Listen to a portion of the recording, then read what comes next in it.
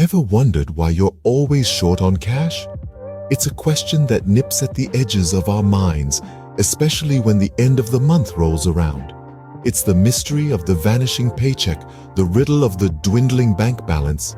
Dive into the labyrinth of finance with us as we unravel the reasons behind this universal conundrum.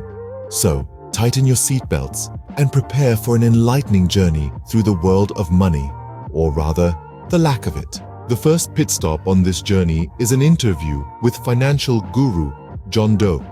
He enlightens us with his wisdom, saying the most common reason people find themselves short on cash is due to a lack of budgeting. They don't track their expenses and hence are always surprised when they run out of money. Now, that's a nugget of wisdom worth its weight in gold. A simple act of tracking your expenses can lead to an unexpected revelation about your spending habits. Next, we have Jane Doe, a renowned financial advisor, who shares her insights. Many people, she says, live beyond their means. They indulge in impulse purchases, luxury items, and expensive vacations without considering if they can truly afford them. It's like trying to fill a basket with water. No matter how much you pour in, it's never going to be enough. It's about time we start differentiating between wants and needs. The third common reason, as explained by financial expert Richard Rowe, is the absence of an emergency fund. Life is unpredictable, he says.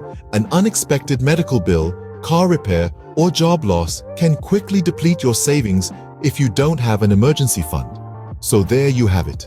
3 potential reasons why you might be perpetually short on cash: a lack of budgeting, living beyond your means, and not having an emergency fund. The solution: start by tracking your expenses.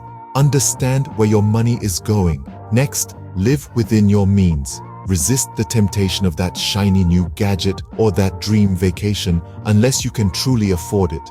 Finally, build an emergency fund. Start small if you have to, but start.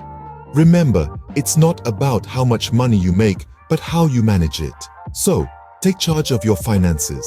Navigate the financial maze with wisdom and foresight, and you just might find yourself with a little extra cash at the end of the month.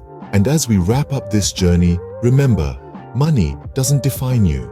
It's merely a tool that can help you live a comfortable life. Use it wisely, and it will serve you well. Until next time, keep your finances in check and your spirits high.